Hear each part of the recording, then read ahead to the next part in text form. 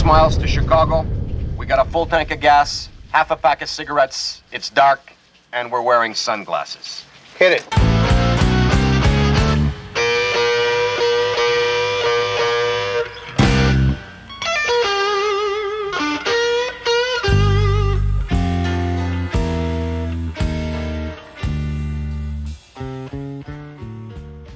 It's Mark Klein hanging out with you. Welcome to another Long Island Blues Warehouse at the world-headquartered EKO Studios in Deer Park, New York, the official studio of the Blues Warehouse. Always remember to go to ekoproductions.com and get additional information on these boys. If you got a band and you need to record them, this is the place to do it.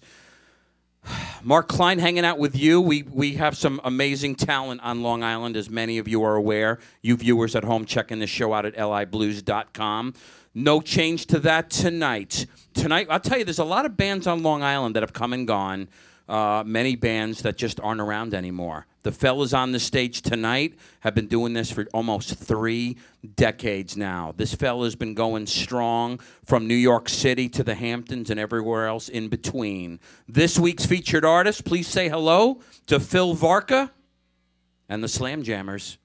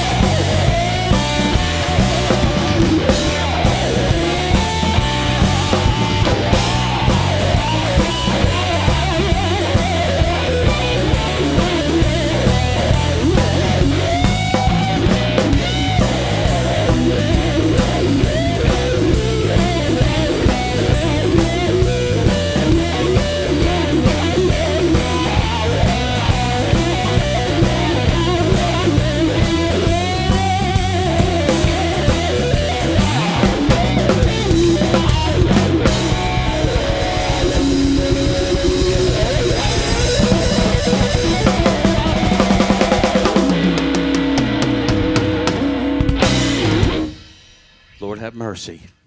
This week's featured artist, Phil Varca and the Slam Jammers. Phil, that is what we call coming out of the gate strong, I got to begin by saying. Well, it only got about 12 degrees hotter in here since we started. No one will ever accuse us of being subtle. No one will ever do that. I don't think they will. Unbelievable, Phil. Phil, you know, I got to, you know, God, I've been watching you for decades around the island, and first of all, I like the short hair on you these days. You used to have the long ponytail halfway down your back as a kid. Right. It's shorter and there's less of it. Shorter and less. You still have a thick, full head of hair, though. My God, man. I mean, look at me. I mean, I had hair like you 20 years ago, the way your hair is now. You had hair down to here.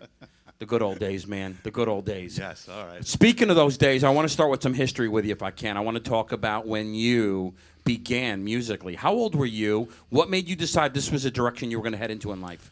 Like many folks who started out early and saw the Beatles on television, I wasn't old enough to see the Beatles on Ed Sullivan, but my aunt and uncle were hippies, and my first record was a Beatles 45. Okay. And that was my first introduction to music. And I always thought, hey, this is pretty cool. I could like this. How old were you? I was like 3. Oh, okay. When I got my first 45, and then when I became a teenager, while the rest of my friends were getting into the Stones and Zeppelin, and a lot of late '60s, early '70s rockers, I was a Hendrix fan. Very nice. Yeah, I was. You know, there were a few of us around, but most of the rock circles were into Zeppelin and whatnot. So I was my own little island. Let's talk about when you got your first guitar and when you started taking lessons. Was 12 years old. I'll say it was probably the best birthday gift that my folks ever gave me. I actually wanted to become a bass player. I had asked for bass lessons, and my dad had talked me into, why don't you try guitar? So I was like, okay. And you're glad you never look back. No, I'm all right. Once again, Dad was right. See, when I'm 12. I wanted to. My whole thing was hee-haw, Roy Clark with the banjo. So my dad said, well, if you want to learn the banjo, you'll start with the guitar. Okay. And I took lessons for 2 weeks. My friends were all outside playing. I said, screw this. I want to go out and play with my friends. You obviously didn't go in that direction. You got pretty serious with it at a young age. I did. Actually, I was, probably an outcast in that regard. And when a lot of my friends were going to parties in high school and was like, hey, let's go to this party Saturday night. There's going to be girls there. And I'd be like, nah, I'm going to stay home and practice. You figured the girls will come later after you master this. I'd like to say that was part of my grand plan, but it really wasn't. Okay. I was just more into guitar. You were into playing. You were a guitar nerd. So were you one of those guys that could lock yourself in your room for 8 or 10 hours a day and just absolutely practice scales and different, just practice? Absolutely, because actually when I was a kid, if I misbehaved or whatnot, my folks would go to your room, which was actually no punishment at all. I had a record player and my guitar. Thanks. Were you playing electric or were you playing acoustic in those days? I was playing acoustic, and then I got my first electric when I was around 13. I still have it. I used that one with another group. Great start for you, my man. Great start. We got a lot to do in a short period. I said we jump into another tune. We'll come back and talk more about the Phil Varca journey. What are we doing next, Phil? This is one of our originals called Maybe. You good to go? We are good to go. Long Island Blues Warehouse, Phil Varca and the Slam Jammers.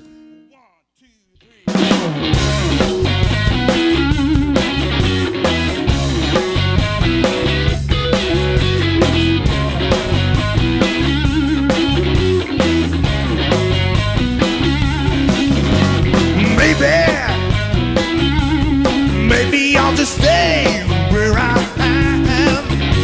'Cause lately I don't know where I stand.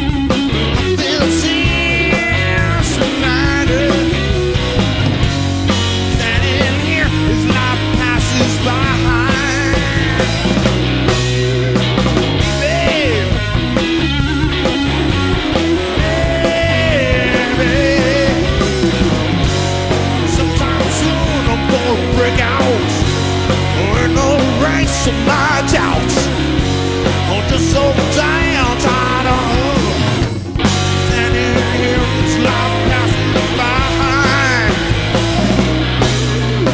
Baby,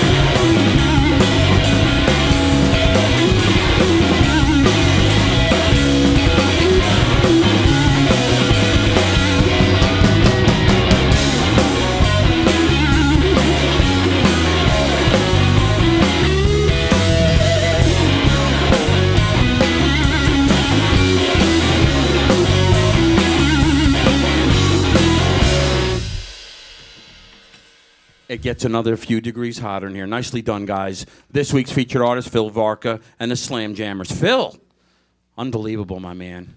Think so? Look at the sweat pouring off you after a couple of songs in. You going to make the rest of the show? Absolutely, baby. I'm sure you are. That's what a Stairmaster's for. We need a couple of fans in here, maybe air conditioning. It's getting hot in here, man. That's Nicely right. done, Phil. Nicely done. You can hear some serious Stevie Ray Vaughan, some serious Jimi Hendrix influence in you. You always could. Those were two big influences for you, I know. And just an incredible job, my man. A serious contributor to blues and music on Long Island, and I'm glad you're still going strong. We mentioned earlier all these bands, well, we didn't get into specifics, but a lot of bands from 30 years ago not around anymore. You are one of the few guys still going strong, doing your thing around the island. Let's get back into some history. Let's talk about junior high and high school days. What are you doing musically in this point in your life? In junior high, I was still playing along with records and, you know, finding my way, finding my sound. Garage bands? You know what? First garage band and played out in high school when I was 17. And, you know, got my feet wet. And then saw how much homework and work I really needed to do. Because, you know, when you finally... You realized that then? Oh, sure. You know, you think you're good in the garage and then you go out and you see some other folks playing and you go, oh. Okay. So it's a good reality check. Okay, so that education you picked up pretty quick. Oh, yeah, absolutely, and I was always enamored and wanted to go out and seek better players and say, okay, what can I go and, you know, learn from these guys, steal, rip off, whatever you want to call it. Do you remember some of the bands you were checking out back in those days that you admired, that you liked? Actually, one of the guys I used to go and see was Little Buster. Little Buster and the Soul Brothers. Was the first guy on the island that used to let me come up and jam, and that was, you know, before anybody would really do it. He was great really that way, wasn't he? Yep, he was good.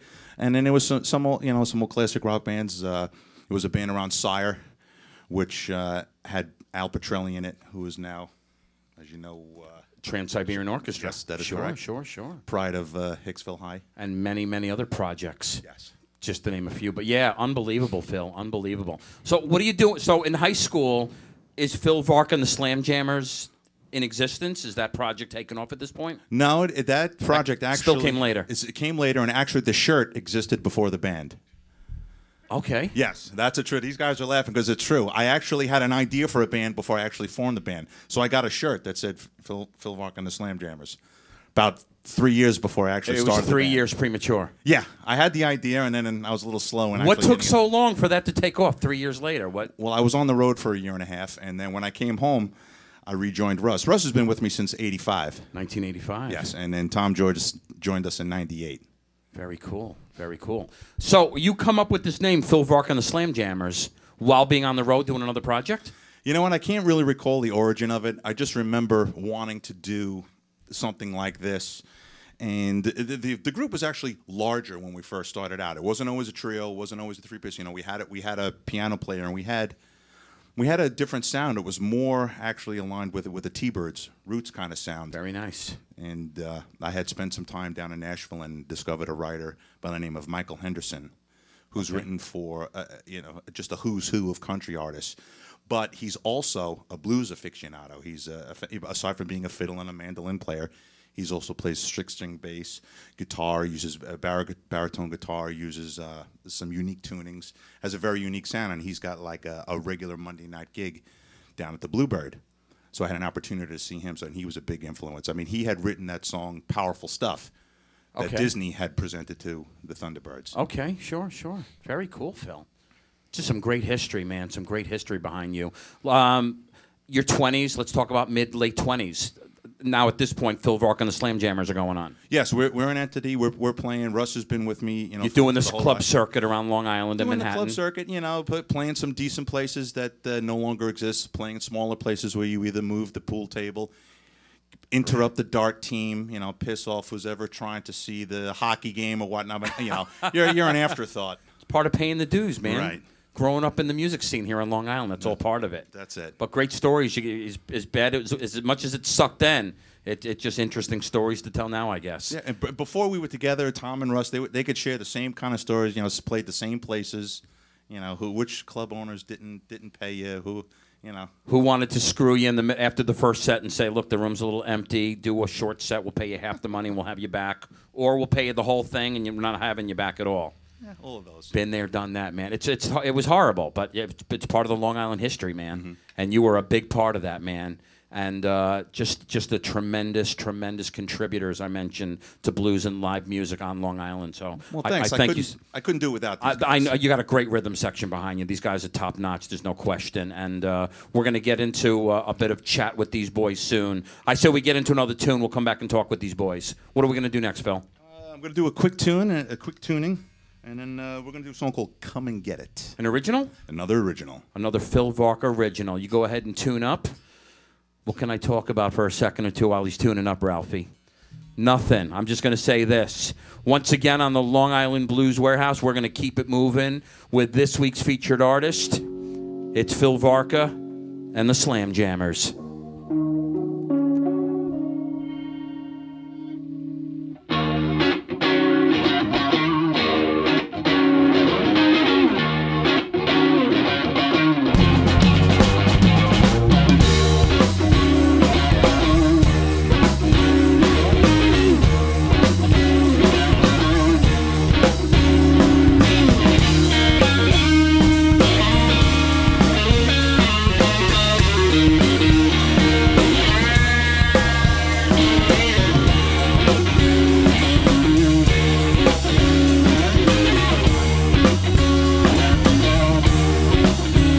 If you want it, babe, here I am, come and get it.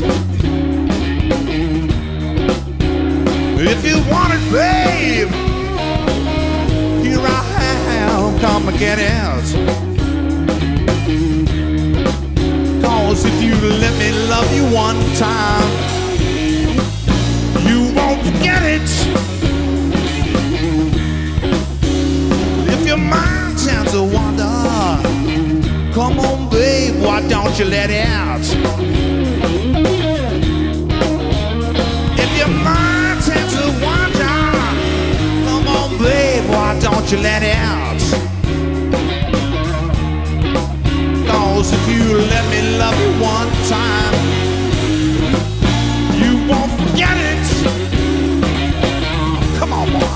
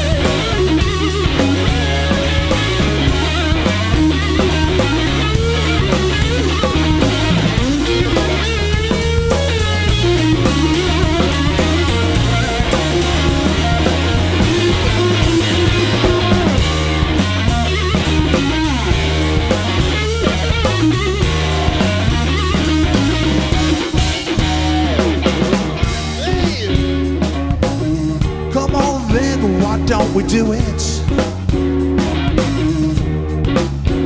If you want it, babe, come on then, why don't we do it? I can make your body shake. Just let me prove it. I can make your body shake. Just let me prove it.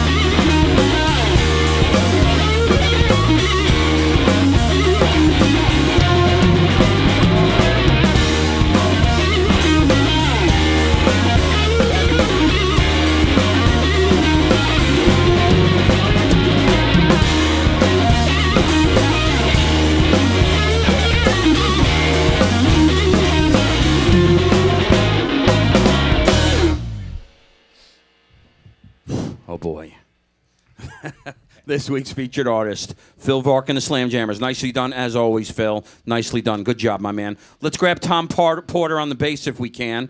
Tom?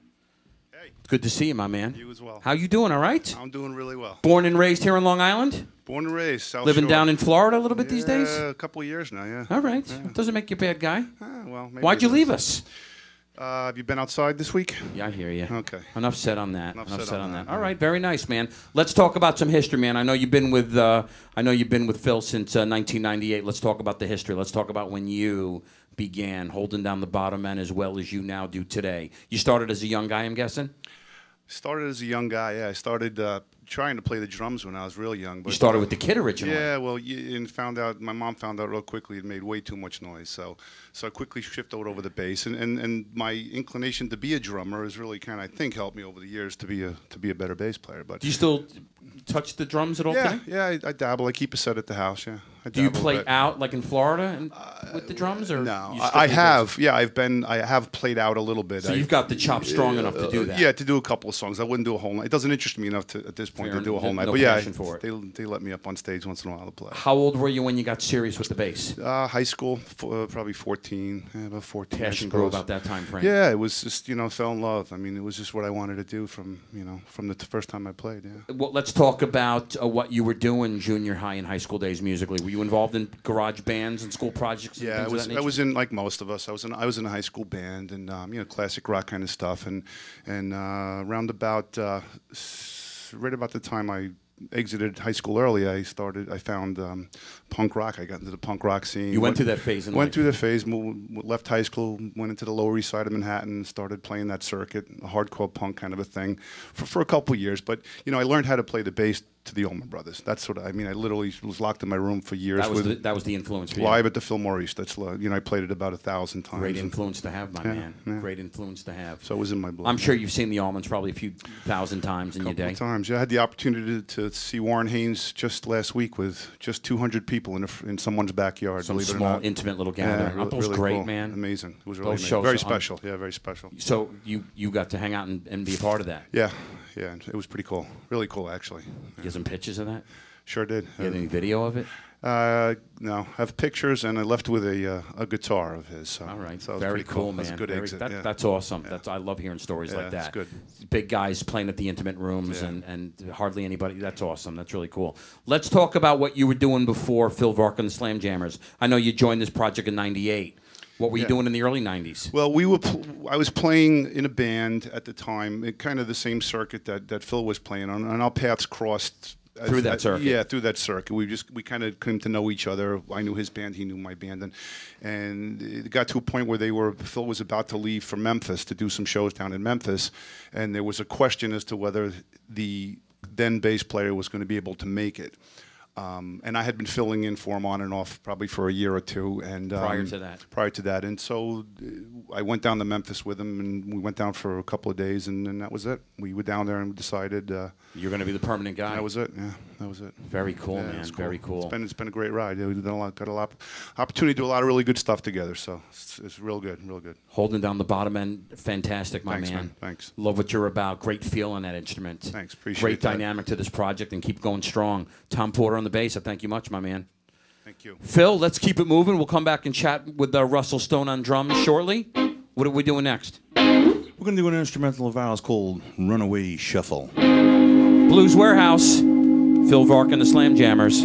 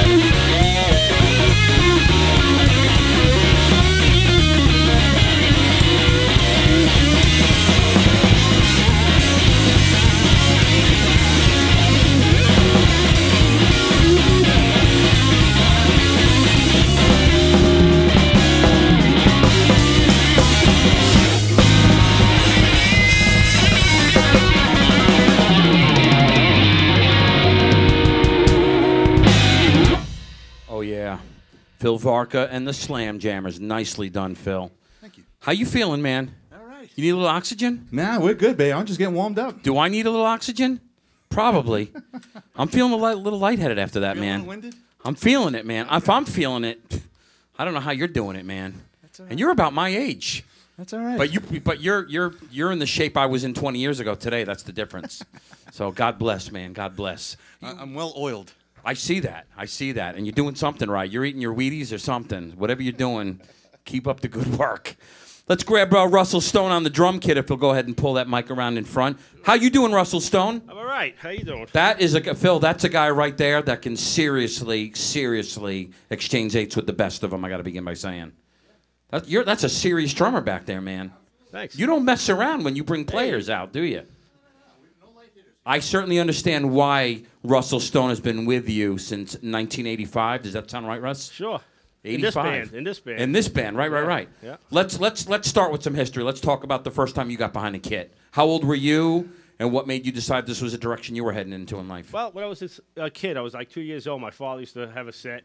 I used to fool around with it. Your father played drums? Yeah, here and there. And then I used to play on the garbage cans my whole life, outside, playing with kids. Doing that stomp thing way before stomp, Right. huh? Then I said I want to play the drums, and my parents wouldn't get me a set unless I took lessons. So needless to say, I was taking lessons for 2 years before I finally owned my drum set. Okay. So Well, you grew into the passion very early, obviously. Yeah. So you're taking lessons? I was. When I was 12, I At started. age 12, you're taking lessons. Yeah. And are you practicing as diligently as Phil was at that age when he's got At that age, yes. So So I was you- playing stuff totally different. I was playing Doc Severinsen stuff, jazz stuff, Maynard Ferguson, stuff like that kind of jazz. Very cool, You know? man. Very cool. And until obviously you developed your own, Yeah. which you grew into probably a few months later, I'm guessing. If I had to take a guess, Yeah. or at a year maybe tops. Right. Well done, my man. Well done. Let's talk about junior high school days. What are you doing musically in those days? Nothing. Absolutely nothing. Actually, just playing myself. No and garage bands. Garage no. bands in high school, about 10th grade, started one here and there. And right. then I went to this music camp, USDAN, on the island, and I developed really strong there, honed in my skills over there. And then I used to work out, and I joined with this guy, Joey Fulco, that was a Mr. America, and we started a muscle band back then. Oh, no kidding. And then we used to play ruckus and play all over the place. Shears, all those. The old Cheers. Yeah, all those circuits. Hammerheads. You joined this band in 1985. Yes. And let's fast forward a little bit. Something I find fascinating about you, you took a bit of an injury about 5 years into this project, 1990. Yeah. You tell us about it. Tell us what happened, man. They call me the Claw. They call you the Claw? Yeah. Please share with us why. Because my hand looks like that thing from Home Depot that takes out the weeds. Can you see? And what is the reason what made that happen? Well, I had a 4th of July party. Phil was over, and then Phil left, and then some people were surrounding him, and I just went over there to stop it up. And then I got sliced by a knife. You got cut. It got cut. Into the forearm? Yeah, all the way here. Which Cut meant no everything. playing for you for a while. Actually, a month. A month later, we played at the China Club. 2 weeks later. It was 2 weeks after 2 weeks, that incident. yeah. We used duct tape, everything to hold the stick on my hand. You duct taped the stick to your hand. Yeah, because I can't. You're pinch. still not 100%. No, I play like a primate. And you'd never know Hold it, the man. stick. You'd never know it. Yeah, I lost a little there. It's but you overcome it. You just I don't can't think about it. imagine what you'd be behind that kit without that injury. Just a monster. And matter of fact, if I'm not mistaken, this happened in the town that I live in today, West Babylon. Correct. My wife's not going to be happy to hear that. But hey, you know what? Stuff happens, and it's just bad timing, I guess, man. Bad timing. But a tremendous outcome. As you know, I just can't believe that you have the ability to do what you do after something like that takes place. And Well, you want to do whatever you love. So it's you just overcome it. It's just true testament to a serious passion that Just you deal have. with it. You when are you going to start doing drum clinics? Is that on the horizon for you? I don't think so. You don't see that happening? Not at this point, no. I see it happening for you. Yeah. You're tremendous, man. You're just a monster behind the kit, and I love Thanks. what you're about. Thanks. You've been going strong with Phil since 1985, as I mentioned. Correct. And any other projects, or is this it for you? This is it. I'm glad to hear it. Yeah. I'm glad to hear it. Listen, with what this guy does, do you need other work? No. This guy keeps your chops up strong, doesn't he? Yes, he does. And I see that, and I'm glad. I'm glad to see you doing your thing. Just a tremendous, tremendous artist, my man. Thanks. Keep going strong. I look forward to seeing a lot more of you with Phil. Thanks. Russell Stone on the drum kit. We thank you so much. Hey, Phil, what is the website so people can follow Phil Varca and the Slam Jammers? It is slamjammers.com. Now that people are grabbing a pen because they want to write that down. Slam Jammers, SLAMJAMMERS.com, or my name, philvarca.com.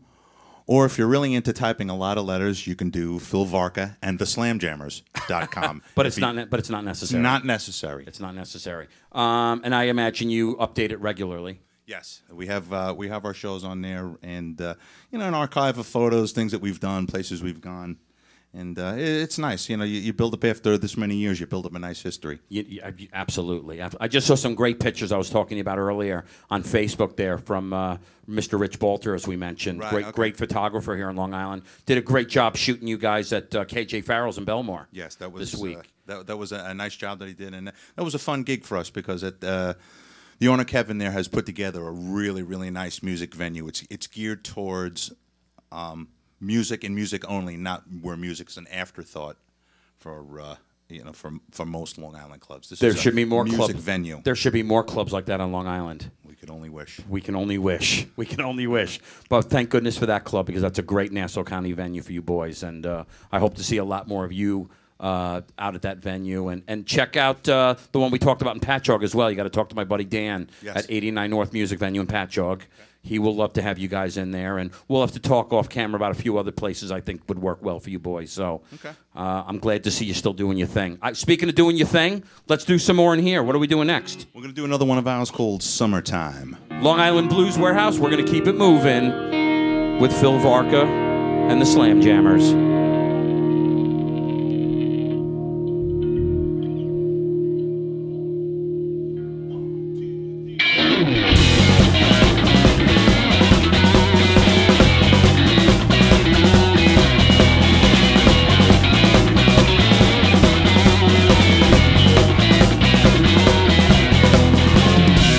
Blue sky high all around, risen sun just melting down. Words of love, all the sound that you hear in your head. Summertime, summertime.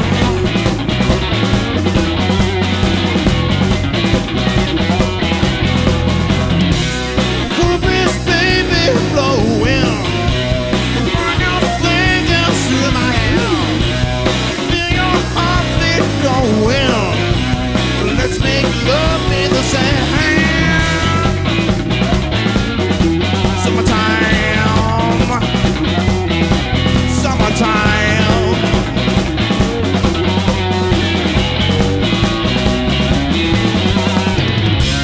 Swirling clouds of whisper, floating above, picking up the pieces.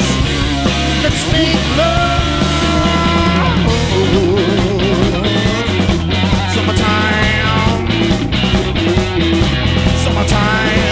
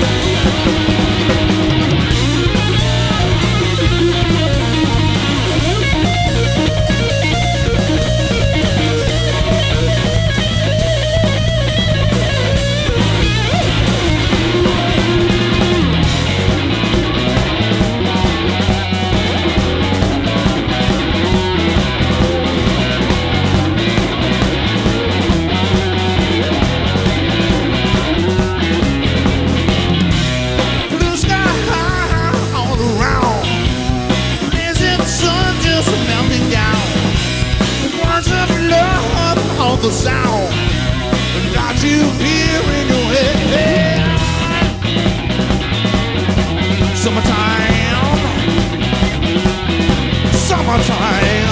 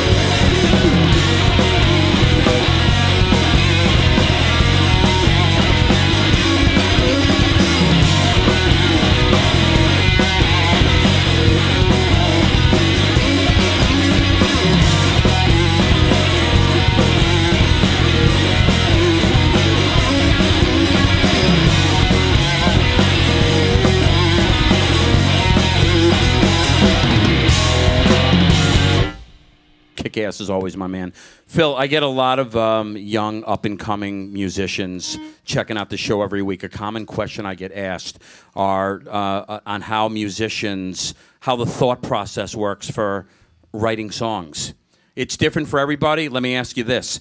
How does it work for you in terms of writing? Are you one of those guys that says, like on a Sunday, guys, let's get together Wednesday, I'm going to, you know, we'll sit down and write some songs, or you get influenced by something that happened in the car from a dream, or something happens in life? How does it work for you? You know, there's no set formula that I use. You know, it's like planning for inspiration.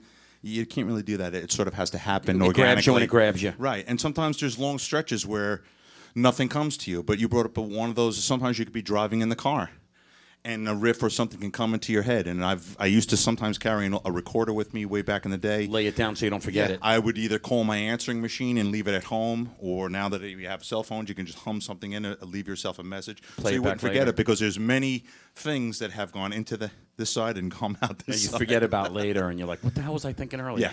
So all of those put together, and then sometimes I'll come with just a very general, rough idea, bring it to the guys, see if we can flesh it out. And sometimes I'll come with something pretty much finished because I have a definite idea of like parts and where I want it to go. So every time it's different. It just depends on what the song is and how it originated. You ever start to take a piece you're working on and halfway through say, I don't know what I'm going to do with this, put it on the shelf for a period of time, come back to it maybe a month or 6 months later and come up with something that you fall in love with? I have had that, and I've got songs that have been on the shelf for 15 years. Still waiting for influence. Yeah, right. Still waiting for inspiration to finish it up. Yeah, they're like halfway, 3/4 of the way done. And one of the things that we do, we're not very prolific in terms of turning out product. There's a lot of bands, not just on Long Island, but in general, and whether it's an ego trip or just something that they want to generate as much catalog as possible. That's never been what this band is about. I mean, we take our time to flesh out tunes, and I prefer to, once we write a tune, quality, not quantity. Yeah, and have it road tested for a really long time, because what you do is you have a song and you start it out, and the way you started it is not really maybe the way it ends up 6 months, a year down the road after you've beat it up and come up with different parts, and it sort of grows or morphs into something else. So why record it early on? Makes a lot of sense, although many guys do. Yeah, it's just not been the way we like to work. That's the Phil Varca formula, and it ain't broke, so don't fix it. Nope. Very nice, my man. Very nice. Phil, I tell you, you're as I said earlier, just a tremendous performer. You're a unique guy, and just an incredibly strong talent in your own right. And I'm thrilled to have you in here to participate and be a part of what we do in here every week. I'm very glad to be here. A tremendous contributor. We got time for 2 more. Let's do another song. We'll do our goodbyes, and then you boys will play us out. Okay. What are we going to do next? I think we're going to do another one of ours called Don't Push Me. Long Island Blues Warehouse. We're going to keep it moving with Phil Varca and the Slam Jammers.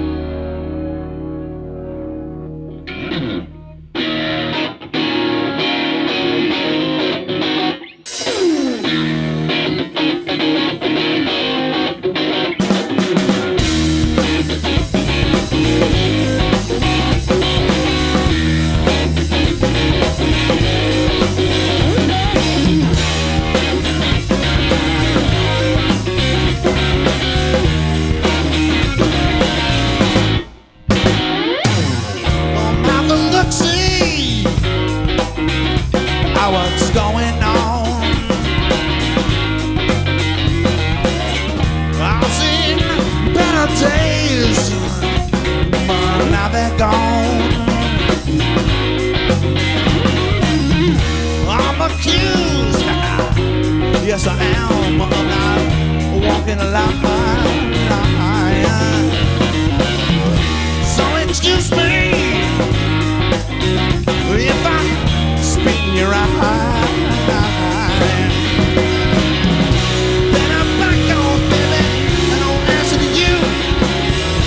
This is my trip, and I'm feeling fine. So don't push me. Who are you to judge me? So don't push me, baby. I wanna kick you back to where you're coming from. The general solution is not to question why. Yes, it is. You could understand if you had an open mind. And it's just like you is how I'm supposed to be. Yeah. Slowly suffocating. If I was you, you were me. Yeah. And I'm back off, baby, and I'll answer to you. This is my trip, and I'm feeling fine. So now push me. Who are you to judge me? So now push me, baby. I wanna kick you back to where you're coming from. Let's go, boys.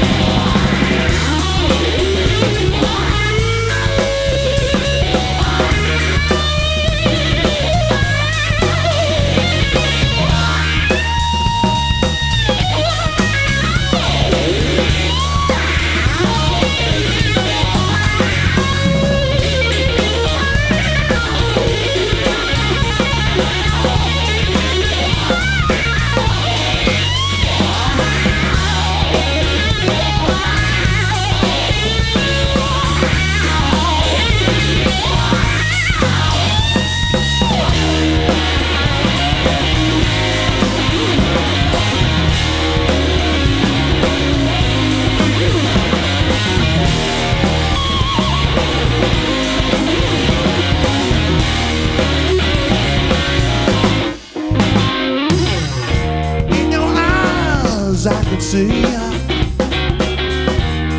your rejection, but your problem was not with me, but with your own reflection. You can't handle it, too scared to admit that you don't like what you see. And these bad vibrations, love them, you to me, yeah. Then I'm back off, baby, and I'll answer to you. This is my trip, and I'm feeling fine. So now push me. Who are you to judge me? So now push me, baby. I'll kick you back to where you're coming from.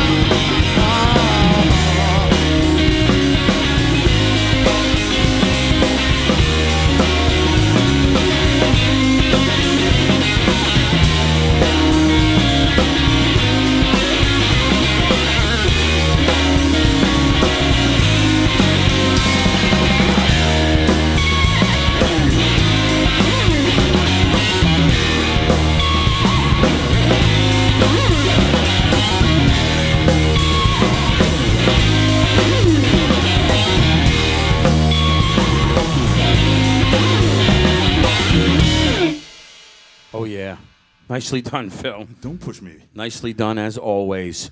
Phil, give us the website one more time, please. Slamjammers.com, philvarca.com, and if you're into typing, philvarca and the slamjammers.com. Excellent. But it's not all about me. I couldn't do what I do without these guys. These guys being together and being with me allow me to do what I do. I see that.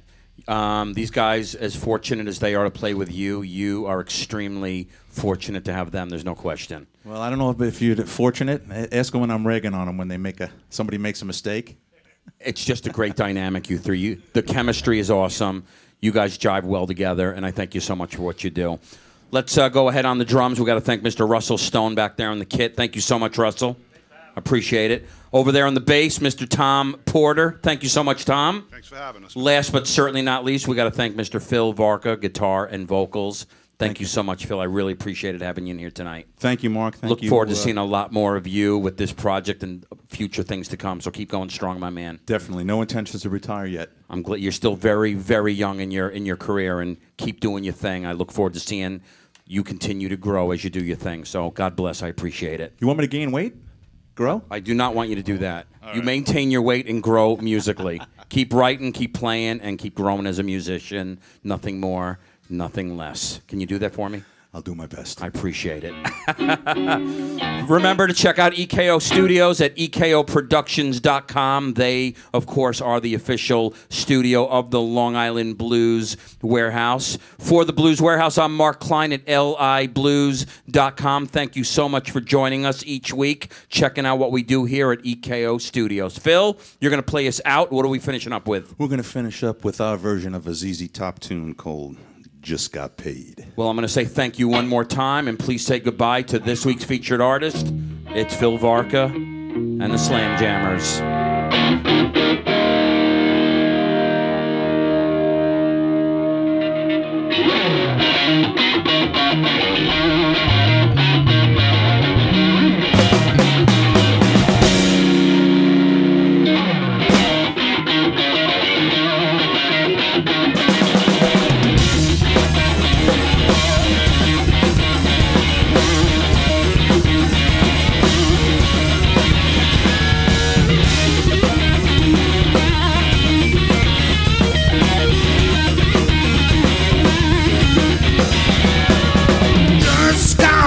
Today, I got a pocket full of change. Said I just stopped and played today. I got a pocket full of change. If you believe in working hard all day, just step on my shoes, you can take my pay. I was born to my papa's son. When I hit the ground, I was on the run. One great hand and the other behind. You can have yours, just so give me mine. When the hound dog barking in the black at night, stick my hand in my pocket, everything's alright.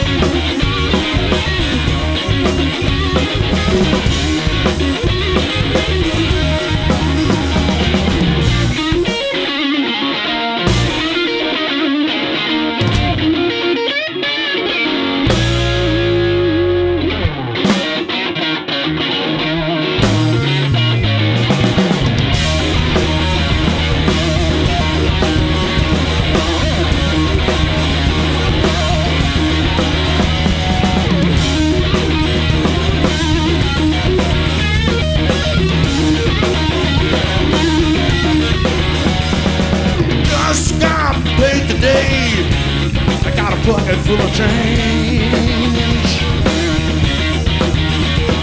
Say, black sheep black if you got some more. Yes, I do, man, my bag is full.